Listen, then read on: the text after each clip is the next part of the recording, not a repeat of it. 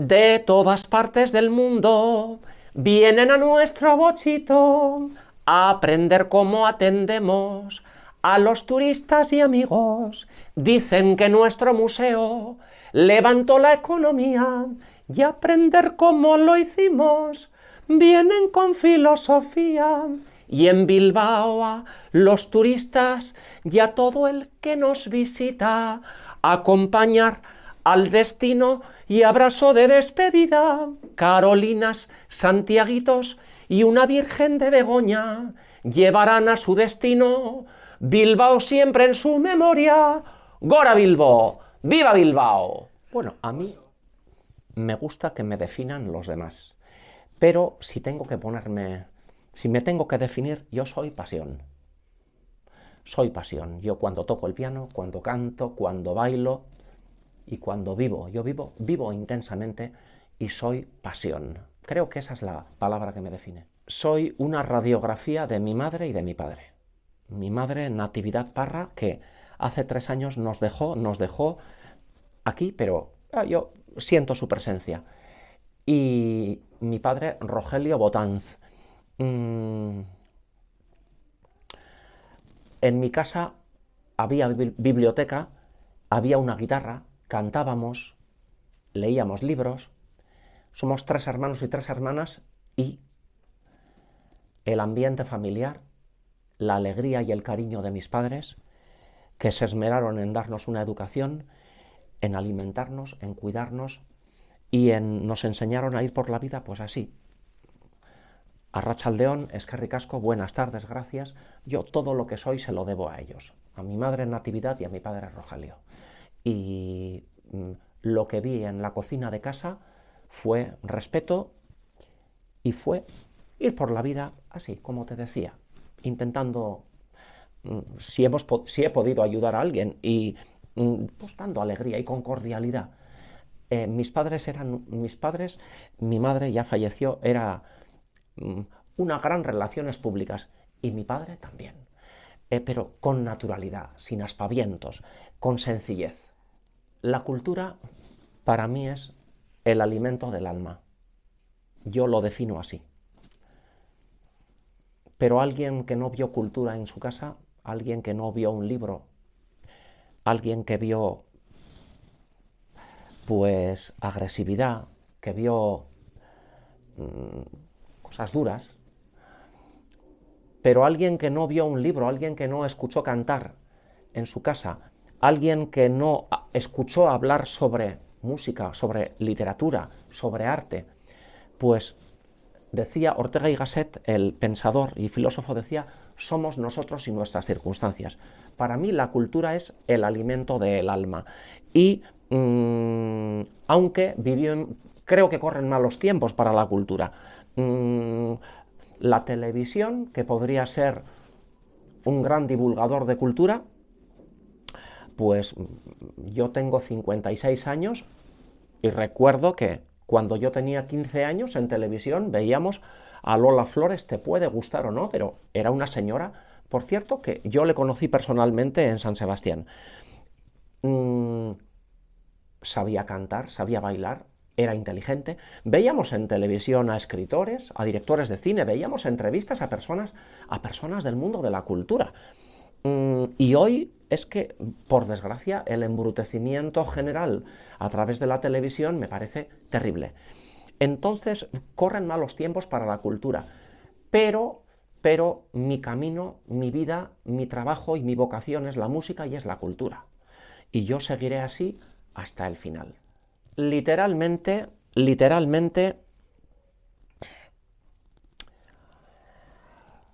esto ya no tiene marcha atrás. Yo soy optimista, pero también soy realista. Soy realista. Y desde luego en la calle el embrutecimiento, el alcohol, la agresividad se ha generalizado y de todas formas, con los años he aprendido a que ya no es que no me afecte, sino que ya me he puesto un impermeable y comparto mi pasión con las personas que tienen mis inquietudes y respeto que el que no tiene mis inquietudes musicales, culturales y artísticas, pues él por su camino, y en mi círculo de conocidos y conocidas y amigos, amantes del arte, de la música, de la cultura, pues disfruto con ellos y ya soy muy mayor para cambiar el mundo, pero la realidad es que el nivel cultural de los jóvenes, un joven de 20 años, le preguntas quién fue Tchaikovsky o quién fue Federico García Lorca y no lo saben. El nivel cultural ha bajado, eso es evidente. Pero me quedo con esa minoría también, que hay jóvenes, pues mira, ahora en Galicia están recogiendo los restos de plástico en las playas jóvenes. Por eso no todo es blanco o negro. Con respecto a los viajes, ya con 56 años, yo suelo decir que hay dos tipos de viajes. Está el viaje de coger un avión en el aeropuerto de Loiu e irte a Nueva York o a París o a Viena, y luego está el viaje interior. El viaje interior es apasionante, pero hay que ser muy valiente para hacer el viaje interior. Y hay que ser sensible también para cuestionarte el hacer ese viaje interior. Y creo que tan importante es el viaje de coger un avión e ir a París y a Viena como el viaje interior. Mi viaje interior, hoy, con 56 años, sigo en ello y es un viaje de crecimiento como una flor. Hace poco me preguntó una persona, me dijo, algo que te haya marcado, que hayas escuchado, que hayas leído. Y le dije, muy cerca de mi ocaso, yo te bendigo vida, porque nunca me diste esperanza fallida, ni trabajos injustos, ni pena inmerecida, porque veo al final de mi rudo camino que yo fui el arquitecto de mi propio destino, que si obtuve las hieles o las mieles de las cosas, fue porque en ellas puse hieles y mieles hermosas. Cuando planté rosales, coseché siempre rosas. Cierto que a mi lozanía le ha de llegar el invierno, mas tú no me dijiste que mayo fuera eterno. Fueron largas y tristes las noches de mis penas, mas no me prometiste tan solo noches buenas. En cambio, tuve algunas santamente serenas. Amé y fui amado. El sol acarició mi faz. Vida, nada me debes. Vida, estamos en paz. Pues creo que estas palabras resumen esa búsqueda cada día interior de ese viaje interior. Y hay una palabra que es la aceptación, aceptar.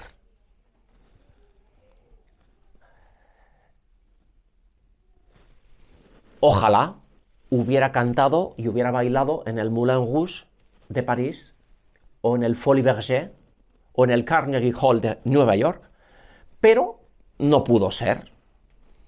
Pero he conseguido actuar en otros lugares también importantes, a veces sueños cumplidos, como un programa de televisión que es Got Talent España en Madrid, que he tocado el piano delante de 1000 personas, he cantado y he bailado. Esto, lo que quiero decir es que cuando digo aceptación, y es que en esa búsqueda, en ese viaje interior, a veces tengo pataletas y digo, ¡ay, qué pena! Me hubiera encantado conseguir más cosas. Pero he aprendido a aceptar que no pude conseguir esas, por ejemplo, pues, cantar en la Ópera de París o en el Folies Bergère de París, pero he conseguido otras. Creo que es muy importante aceptar y valorar lo que he conseguido. Y con respecto a los viajes de coger un avión y ir a otro lugar físico, aunque también se puede ir a otro lugar físico viajando también a través de la fantasía. Pero vamos a hablar ahora de los viajes físicos, de coger un avión o coger un automóvil. He visitado París en 3 ocasiones en mi vida. Y yo necesito la belleza para vivir. Yo estar rodeado de este mantelito, esta belleza. Yo a mi compañero le digo que él es un pajarillo y este pajarillo soy yo. Y este es el camino de la vida que nos encontramos en el camino. Bueno, estas fotografías, estas obras de arte, me acompañan y me hacen viajar también, en cierto modo. Volviendo a París, París, suelo decir que las 3 veces que he visitado, verdaderamente ya ver los edificios, esa Place de la Concorde, esa ópera, ese Notre Dame, ver el ábside, caminar por las orillas del Sena, ante tanta belleza, la verdad es que es maravilloso. Pero a mí los viajes, cuando cojo un avión, me gusta empaparme de la gente. Y me gusta, en este caso, j'adore la culture française, moi je parle français. Algo mágico que me ocurrió en París, junto a Oliver, fue lo siguiente. Oliver no conocía a París y fuimos a París. Pasamos 6 días y la víspera de venir a Vizcaya decidimos que terminaríamos el día en Montmartre, porque ver atardecer, ver todo París desde Montmartre y cómo despedirnos de París. Oliver, por cierto, es mi compañero hace 25 años y es pues un regalo que me ha dado la vida. Volvería a firmar otra vez con él.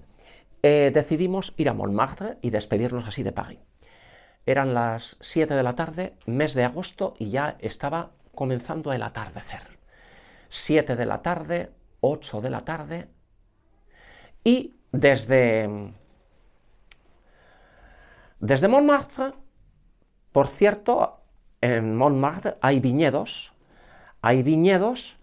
y ahí están las casitas de los pintores, de Monet, de Renoir. Y veo en unas escaleras, nosotros estábamos en lo alto, pero veo a una ancianita y un ancianito. Yo soy muy receptivo y soy sensible a la sensibilidad. Y yo percibí que aquel señor había sido un gran artista. Y le dije a Oliver, vamos, bajamos las escaleras, entablo una conversación, bonjour monsieur, comment allez-vous? Y un señor altísimo, un señor y ella con más de 90 años, entablamos una conversación que fue fascinante y me dijo lo que yo ya intuía, que había sido director de orquesta, y le digo yo, oh, pour moi, c'est magnifique, regardez votre piano, c'est possible. Y me dijo con estas palabras, le piano est mort, el piano está muerto. Con aquello me quiso decir que él ya notaba que el final de su vida estaba llegando. Pero yo le dije, oh, mais pour moi, c'est très agréable, regardez votre piano, si c'est possible, monsieur. Y hace este gesto, allons. Oliver le coge a la ancianita, que no podía literalmente subir las escaleras, le coge del brazo Y, por cierto, esas escaleras están tocando el muro de un cementerio donde están enterrados grandes artistas. O sea que no existe la casualidad, existe la causalidad. Y yo, con el buen señor, subimos las escaleras que literalmente no podía subirlas. Con un gabán ya se notaba que el buen hombre, ya su aseo personal ya no lo podía hacer como él quería, pero se le veía que había sido un señor de desmayarte, con un apuesto, inteligente, culto. Fuimos subiendo las escaleritas, sacó las llaves del portal, un edificio de 1920, subimos las escaleras del portal, abre la puerta y nos encontramos una casa que estaba intacta desde el año 1920, pero una casa de alguien que había sido importante, con unos muebles de estilo Art Deco. Bueno, para mí eso es viajar. Eso es viajar. Cuando abrió la puerta y entramos allí, aquella casa desde 1920 había vivido la Primera Guerra Mundial, la Segunda Guerra Mundial. Pasamos y me encuentro un colín, me encuentro un despacho de estilo Art Deco, que era su despacho, unas fotografías firmadas, y yo, que he vivido mucho, le dije: Monsieur, je pense que à votre maison on passait Edith Piaf, Yves Montand, Charles Aznavour, tous les chanteurs de votre époque. Mais oui, tout chez moi. Cuando me dijo, por esta casa han pasado, que yo lo intuí, por aquí han pasado Charles Aznavour, Edith Piaf, Yves Montand. Pues la verdad, ese momento, pues para mí eso es viajar. Y como escuchar a una persona que ha vivido me parece fascinante. Y estoy muy habituado, y parece que mi destino ha sido trabajar con ancianos, que me parece una palabra bonita. Yo, cuando sea mayor, a mí eso de personas mayores, bueno, que se ha convertido en mi trabajo, porque yo trabajo con bilbaínos y bilbaínas que tienen 90 años, y he trabajado en San Sebastián con donostiarras que tenían 90 años y hasta 100 años, dándoles cariño, alegría, en residencias de ancianos y luego dirigiendo corales. Pero nada es casual. Cuando yo tenía 6 años, cogíamos un tren desde Legazpia, que era donde vivíamos, y íbamos en tren a Navarra, a Olazagutía, Navarra, y allí, con 6 años, entrábamos en la cocina como polluelos a donde la abuela Marcelina, que no era abuela, era bisabuela, con casi 100 años, y todos allí con la abuela Marcelina. Me enternece, me emociono. Por tanto, escuchar a una persona mayor, mis tías abuelas que murieron con más de 90 años, ¿por qué tengo pasión? Me preguntan, ¿por qué tienes pasión por 1920? Y yo les digo, por ejemplo, esta colcha. Pero si es que estas colchas, estos manteles, estas fotografías, los he visto yo en casa de mis tías abuelas. Mis abuelas y abuelos nacieron en el año 1900. Pues nada es casual. Y en mi caso, el haber escuchado a ellos cómo fue su juventud en 1900, 1920. Tengo una tía abuela que se fue a trabajar a San Sebastián. Mi tía abuela se llamaba Teresa. Pues mi tía abuela se fue con una hermana, fueron muy decididas y, en busca de nuevos horizontes, salieron de Olazagutía, Navarra, y se fueron a San Sebastián. Estoy hablando del año 1925. A mí mi tía abuela me ha contado: que sepas que yo he bailado Charleston en La Perla, en los salones de baile de San Sebastián. Y que sepas, era una señora guapísima. Y me dijo: que sepas que yo trabajé en una casa y el niño de la casa era ahijado de la reina María Cristina. Por tanto, todas esas historias son mi pasión, pero porque ya las viví desde niños. Las viví escuchándosela a mis tíos y a mis tías y a mis abuelos y abuelas. Yo nací en San Sebastián en el año 1967. Pero a los 4 días me llevaron a Legazpia, que es allí donde mis padres vivían, y allí mi padre trabajó en Herramientas Bellota. herramientas bellota famosas en el mundo entero. Mi infancia y mi adolescencia fue en Legazpia. Legazpia es una localidad que en aquellos años tenía 9.000 habitantes y todo lo que soy se lo debo a mis padres, pero también al ambiente en el barrio. El barrio eran trabajadores de la empresa, jugábamos en la calle y en la calle un día me empeñé en que iba a hacer un desfile. Yo tendría 6, 7 años, me empeñé y fui organizando todo. Mira, vosotras vais a ser bailarinas, poneros aquí. Y después vosotros vais a ser los... mira, ahora voy a hacer... Ahí va a ir la tamborrada. Y yo dirigiendo la tamborrada. Pam, pam, pam, pam, pam, pam, pam, pam, pam, pam, pam, pam, pam, pam, pam, y desfilando por el barrio. Y luego ya, de adolescente, bueno, con 7 años yo comencé a bailar bailes vascos. Con 10, 11 años comenzamos a viajar por Euskal Herria en ese grupo de danzas, Sustraiak, que todavía existe, y tengo recuerdos tan bonitos. Y con 11 años empecé a dibujar con un señor, un pintor aficionado, en la Casa de Cultura de Legazpia. En Legazpia el ambiente cultural se lo debemos a un señor al cual le tenía mucho cariño, que fue José Mari Urzelay. Siempre tiene que haber alguien que sea el que potencie y el que trabaje por la cultura, y aquel señor hizo una labor extraordinaria. También escribió libros sobre historia de Legazpia. Y ya con 17 años yo ya empecé a coger el tren a San Sebastián, porque yo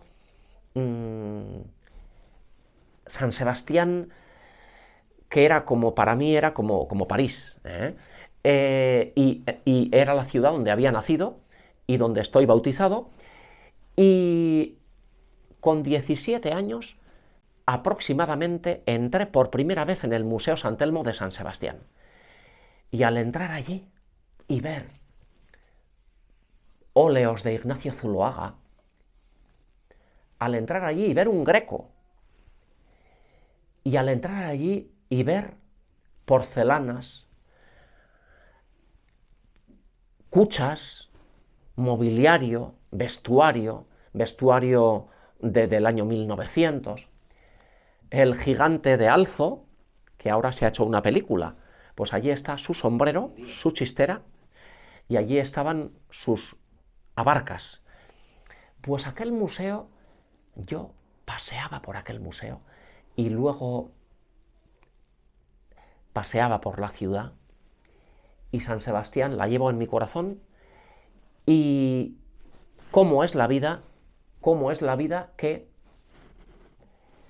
40 años después regalé al Museo San Telmo de San Sebastián mi colección de antigüedades, de sombreros, de abanicos, mantillas, muebles, porcelanas, cafeteras, grabados, platos de porcelana, platos de loza. ¿Cómo es la vida que lo regalé a la ciudad donde nací? Y cuando entro en el Museo San Telmo de San Sebastián y en las vitrinas veo esa chistera, esa levita, ese vestido de 1920, esas sombrereras de cuero, pues el pensar que un día mi vida también se apagará, mi vida física, pues que allí haya quedado en esas vitrinas y en un almacén que se llama Gordailua, que está en Irún. Allí están hasta un piano vertical. Más o menos, creo que son más de 2.000 piezas las que regalé al Museo San Telmo de San Sebastián. Y también aproximadamente 100 piezas al Museo Balenciaga, que ese lugar también es... La magia de los objetos, la magia de este abanico y la belleza, porque hoy no se fabrican obras de arte, ni hay artesanos que hagan esculturas como estas, ni un marco, ni un reloj como ese, no hay, ¿Por qué? Porque vivimos en un mundo de prisas y ya los oficios como orfebre, oficios como ebanista, oficios como modista, pues ya han desaparecido. Entonces, para mí, lo bien hecho. Lo bien hecho. Esta escultura es una escultura extraordinaria de una saga de escultores franceses que es la saga de los Moreau. ¿Qué quiere decir eso? Pues quiere decir que tatarabuelos, bisabuelos, abuelos, eran generaciones y generaciones que iban transmitiendo sus conocimientos. Y así que llega dentro de una saga extraordinaria, pues concretamente este escultor que destacó especialmente. Y por eso tengo yo pasión por estas obras de arte, porque hoy en día no hay quien haga una escultura con esta gracia, con esta delicadeza. Anteriormente he nombrado al pensador y filósofo Ortega y Gasset, que dice: somos nosotros y nuestras circunstancias. Mi madre vio esta casa y disfrutó muchísimo, porque mis circunstancias han sido que mi abuelo paterno mi abuelo paterno era carpintero, hizo el dormitorio de casados, así se decía. Mis padres se casaron en el año 1950, pues el dormitorio se lo hizo mi abuelo, un dormitorio de madera maciza. Una persona que no ha visto en su vida un mueble, como puede ser esta mesita tiene 150 años. Una persona que se ha criado en una casa donde todo es plástico, o en una casa de IKEA, sin desmerecer a IKEA. Pero los que, en mi caso, vuelvo a decirte que yo nací en el año 1967. Mi madre disfrutaba con su casa. Mi madre, cuando vio mi casa, tocaba las sábanas. Por cierto, estas cortinas están hechas con una sábana. Yo, en mi casa, vi todo esto. Y mi hermana mayor, que ahora tiene 70 años, sabía bordar a mano y sabía bordar a máquina, y el dormitorio de mis padres tenía una colcha muy parecida a esta. Y sin querer, yo todos los días me acuerdo de mi madre, porque cuando me pongo a hacer la cama, la sobrecama, la almohada, todo como lo hacía ella. Todo ropa blanca, con iniciales. Las mantas son mantas que tienen, algunas tienen 80, 90 años, las sábanas tienen todas 120 años. Para mí el placer, ahora estoy acariciando este mantelito, el placer de vivir rodeado de belleza es porque la disfruto. Y como en cubiertos de plata que tienen 120 años, con platos de porcelana Limoges que tienen 120 años, que los he ido comprando a lo largo de mi vida. Verdaderamente, me han preguntado varias veces. Yo empecé a coleccionar con 5 años, porque ya me daba cuenta. Cuando íbamos a Navarra, entrábamos en la casa de mi abuela, y mi abuela se casó en el año 1920 con mi abuelo, y mi abuelo los muebles los hizo él.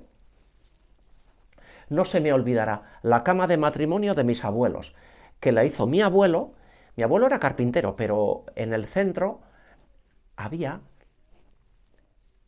las iniciales: J.M., Julio María. Y había una flor tallada y las dos iniciales. Pero los platos, las tazas, todas eran vuelvo a decirte que mis abuelos y abuelas nacieron en el año 1900. Y yo ya con 5 años, yo ya valoraba que aquello tenía valor.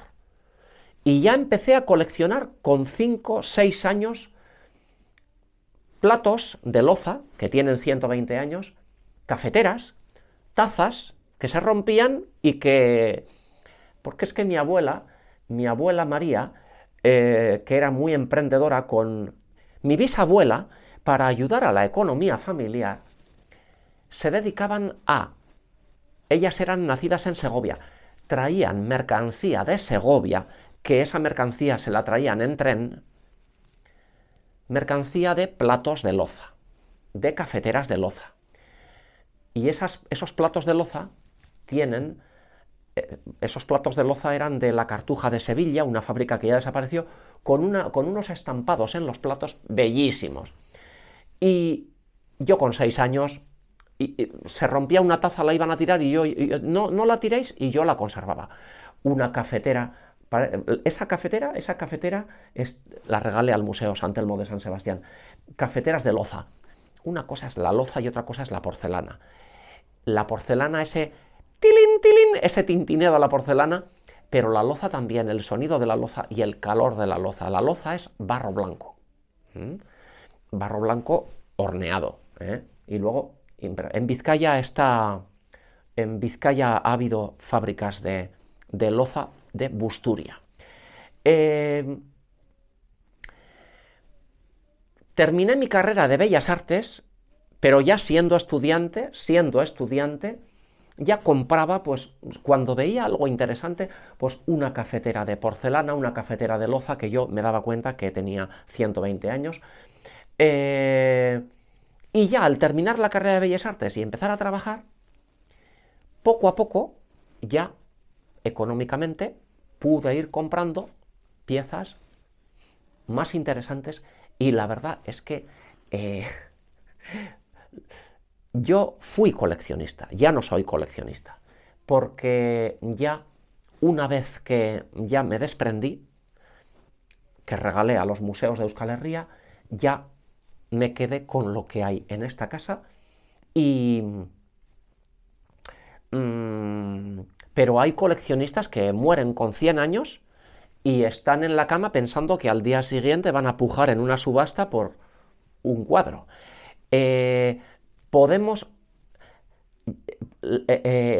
pasión. El coleccionista es pasión. Y viva los coleccionistas, porque muchos museos están hechos gracias a lo que hemos regalado coleccionistas. En mi caso, en vida. Porque hay quien deja a los herederos para que ciertas piezas la donen a museos. Yo lo he querido hacer en vida. Y es que quise que quedara algo de mí en el Museo Balenciaga, en el Museo San Telmo de San Sebastián. Y fíjate que yo trabajé en San Sebastián en Fundación Zorroaga, que es un lugar, es una residencia de ancianos, es una fundación, y allí me dicen, ha llegado una señora con casi 100 años, y yo fui a saludarle, era euskaldun, egunon, semos abiltz, zein seazu, y me dijo su nombre y su apellido Balenciaga, y le digo, en euskera le digo, sea izango Cristóbal Balenciaga en familia, y me dijo, ¡ay, qué bueno era muy bueno! Pues he conocido hasta señoras que fueron modelos de Cristóbal Balenciaga, y he conocido a clientas de Cristóbal Balenciaga. Por tanto, quise que, si mis padres me dieron esta sensibilidad para valorar y para luego, gracias a que soy muy trabajador y he trabajado mucho, y con ese dinero que poco a poco fui ganando, pues cuando veía piezas que me parecían interesantes, las fui comprando. Hay un sueño que no he podido cumplir, y es crear yo un pequeño museo. Esa es una pena, que me moriré con esa pena. Yo tenía esa ilusión. Y en Legazpia me compré, con los ahorros de mi vida, me compré 2 lonjas que estaban en una zona alta de Legazpia, en una zona alta con mucha luz, y aquello a las 8 de la tarde o 9 el mes de julio, allí había luz. Y en aquellas 2 lonjas, poquito a poquito, fui guardando esa colección. En Legazpia. No sabía nadie que allí tenía yo verdaderamente piezas de mucho valor. Sombreros, vestidos, muebles, esculturas, porcelanas, bueno. Y con la ilusión de, bajo llave, de tener allí guardado aquella colección, pero con la ilusión de crear yo un pequeño museo. Pero ¿qué ocurrió? Ocurrió que en determinado momento, en el año 2007, Oliver y yo, Oliver, mi compañero, es de Vizcaya y tomamos una decisión, y es que yo me vengo a Vizcaya a vivir. Y en ese momento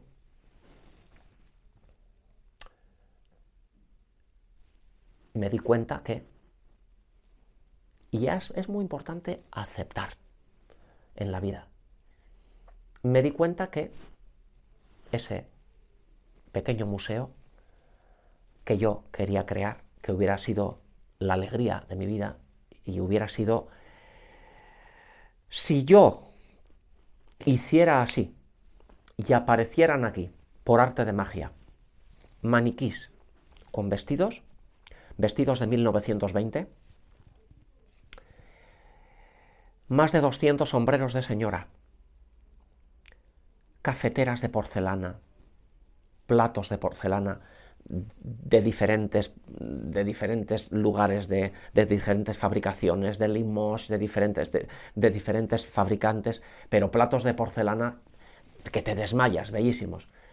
Bastones, muebles, sombrereras, esculturas, un piano vertical. Si yo hiciera así y todo eso apareciera, y pues ese museo verdaderamente hubiera sido algo único, porque la colección de vestuario femenino que yo tenía era extraordinaria. Cuando yo llevé los vestidos, que los llevaron en un pequeño camión a San Sebastián, ese día yo hablé con la directora y me dijo: todavía no he estado muy ocupada, pero vamos, Fernando, vamos a ver lo que has traído.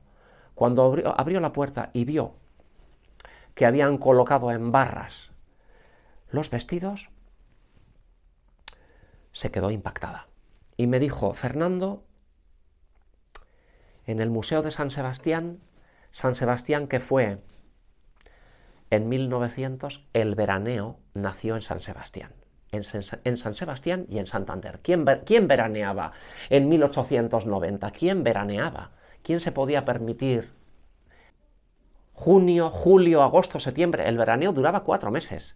¿Quién se podía permitir veranear en 1890? Bueno, pues me dijo: Fernando, San Sebastián, que fue donde veraneaba aquí la reina María Cristina de Habsburgo, después Alfonso XIII, Victoria Eugenia, y Fernando, no teníamos vestuario. No teníamos vestuario de 1900. No teníamos esculturas, muebles, sombrereras, abanicos, mantillas, mantones de Manila. Por tanto, has llenado un hueco importantísimo. Entonces, para mí, que Susana Soto me dijera eso, pues fue una satisfacción grandísima. Aunque la pena de no haber podido crear ese museo y de enseñarlo yo. Eso pues es una pena que me quedará. Pero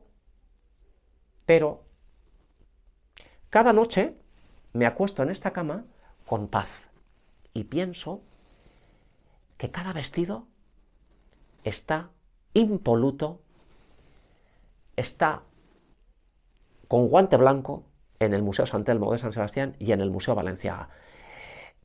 Conservar esos vestidos, esos sombreros, esos muebles, saber que todo está donde yo quise y que todo está con guante blanco impecablemente conservado en lugares adecuados, porque todo lo que son sombreros, lanas, sedas, son cosas muy delicadas. Y además fue todo verdaderamente un cúmulo de casualidades o causalidades. Y es que yo hice la donación y al poco tiempo se inauguró el Gordallua en Irún, donde se conserva todas las obras de arte, ya que el Museo Sant Telmo de San Sebastián se remodeló y se creó un gran almacén. Después se ha hecho en Vizcaya, y en ese gran almacén hay departamentos, y concretamente todo lo que son sombreros y vestuario está en un departamento, para que no se deteriore, con una temperatura, con unas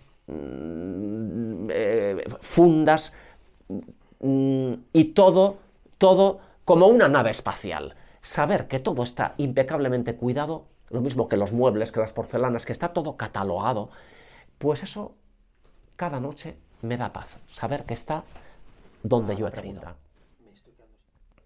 Hoy más que nunca es necesario recordarles a los jóvenes, porque por desgracia la incultura abunda y evidentemente, hay que enseñarles a los jóvenes lo que ocurrió hace 100 años o lo que ocurrió hace ayer. La Guerra Civil Española es ayer, para que no se repita. En mi caso, hay personas que me dicen, es que tú eres un romántico, solo recuerdas lo bonito. Y les digo, estáis equivocados. Estáis equivocados porque ese desfile que ya cumplirá 13 años, ese desfile Bilbao 1900 que organizo, para mí es un homenaje, pero es un homenaje también a los mineros de Gallarta, que la cama caliente que a las 6 de la madrugada se levantaba, iba a la mina y llegaba otro y se echaba allí en el suelo sobre aquellas maderas y aquella paja. ¿Cómo es la vida? ¿Cómo es la vida? Que terminé mi carrera de Bellas Artes en Bilbao en el año 1992 y en aquel momento, en el año 1992, se organizó en Bilbao una exposición sobre Dolores Ibarruri Pasionaria. Fui a ver la exposición y ver las filmaciones de las madres despidiéndose de los niños, montándose en el barco. Yo lloraba. Lloraba porque mis abuelas y abuelos vivieron el año 36 y mi padre y mi madre fueron niños de la guerra. Este desfile que tiene ya 13 años, yo lo que quiero es mostrarle al mundo cómo era Vizcaya en el año 1900. Y intento que en el desfile salga un minero de Gallarta, salga una sardinera de Santurce, salga un aldeano, una aldeana y salga un oficio. Lo intento. Hay veces que lo consigo y otras que no lo consigo. Pero bueno, de momento 13 años, haber conseguido que el desfile siga ya es un gran logro, creo yo. Islavak. Querido Sergi,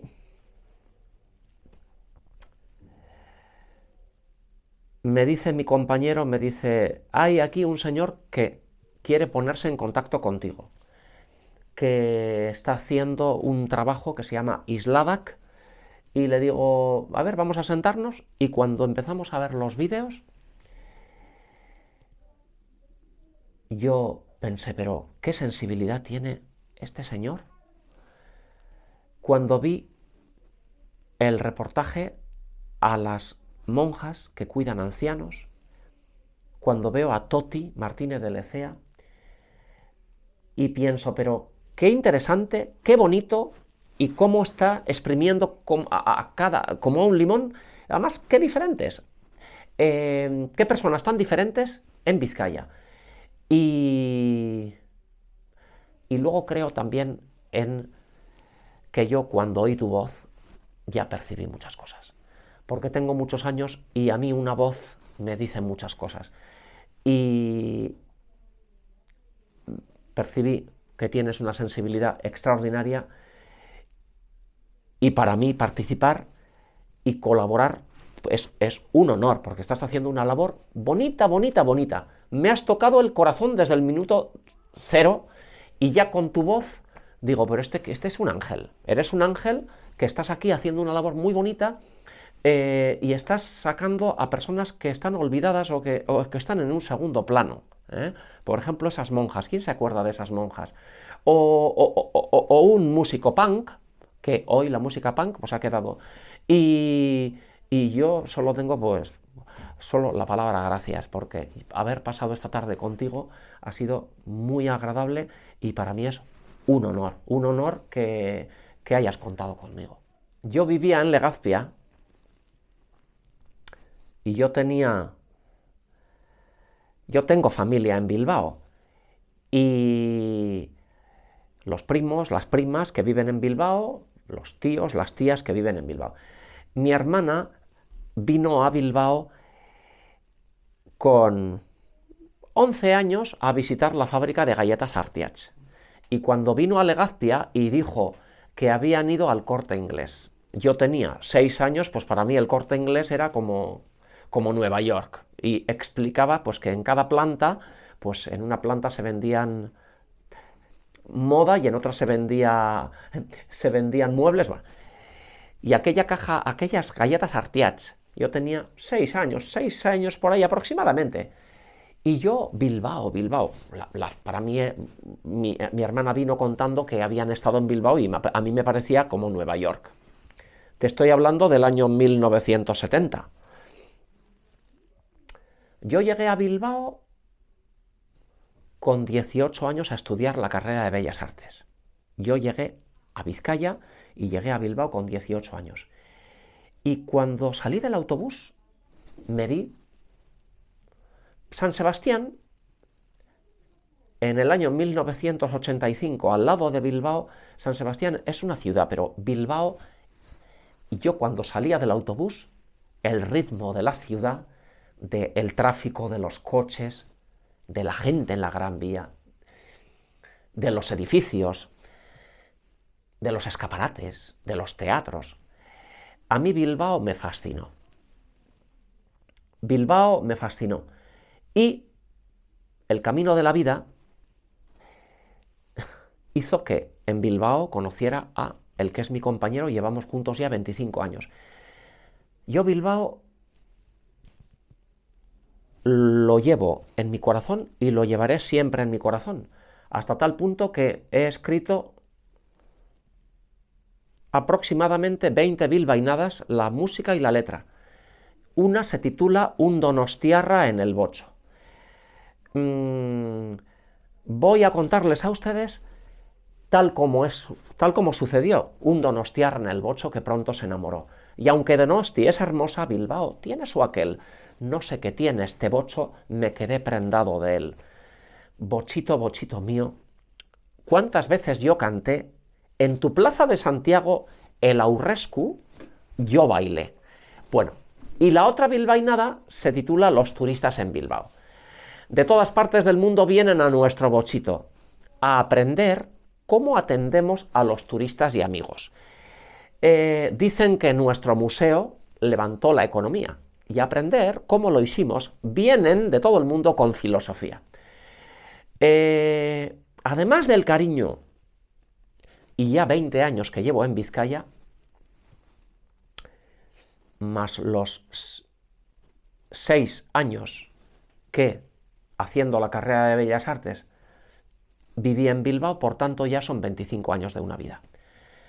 26 años de una vida en Vizcaya. Además del cariño que le he cogido, en Bilbao yo pude vivir, ser homosexual y pude tener mis primeras historias de amor con jóvenes como yo, homosexuales, y mis primeras relaciones sexuales con jóvenes como yo. Para mí es la ciudad de la libertad, porque yo en Bilbao pude pasear con Oliver en esta bilbainada Un donostiarra en el bocho. Paseábamos por las rías soñando un mundo mejor. Paseábamos Oliver y yo. Por tanto, para mí, Bilbao ha sido el lugar, ha sido la ciudad de la libertad, donde yo pude vivir mi homosexualidad, que hasta ese momento no la pude vivir, porque vivía en una localidad de 9.000 habitantes, que era Legazpia, y por tanto todas mis palabras hacia Bilbao son de amor. Me encanta cuando voy por Bilbao, me encanta. I speak a little English. I love to speak English with tourists. Et j'adore la culture française. Je parle français, j'écoute français. Y en francés, o en castellano, o en inglés, cuando estamos en San Antón les digo, todo comenzó aquí, en la ría, en esa lana que llegaba de Castilla, que llegaba en carros con bueyes, y esa lana llegaba a San Antón, ahí estaba lo que después sería el consulado, y de ahí en barcos se pagaban los impuestos que entonces se pagaban, pero todo comenzó, la historia comenzó ahí, en la ría. Voy a contarles a ustedes, tal como esto sucedió, un donostiarra en el bocho que pronto se enamoró. Y aunque Donosti es hermosa, Bilbao tiene su aquel, no sé qué tiene este bocho, me quedé prendado de él. Bochito, bochito lindo, cuántas veces yo canté en tu plaza de Santiago, el aurrescu yo bailé, el amor que tú me diste, tus gentes sencillas son. Bochito, bochito lindo, te llevo en mi corazón.